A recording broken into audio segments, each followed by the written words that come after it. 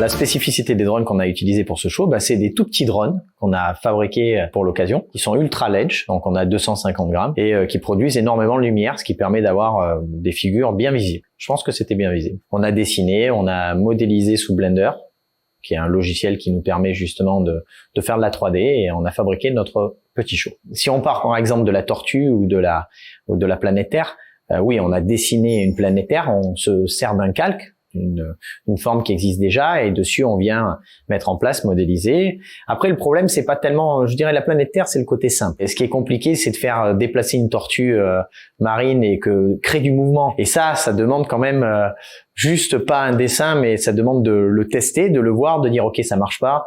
On va le retester. Ok, il faut déplacer les drones de telle façon pour la perspective. On a eu 4 mois vraiment de travail, je dirais, acharné. Il a fallu retester, donc ça a pris du temps. Et il y a une vraie différence à le voir en plein milieu d'un terrain dans la Pampa ou de le voir sur la place du Palais. Moi, je suis monégasque, donc bien sûr que ce show est important pour moi, et je pense que c'est l'image de Monaco qui est importante pour tous les monégasques.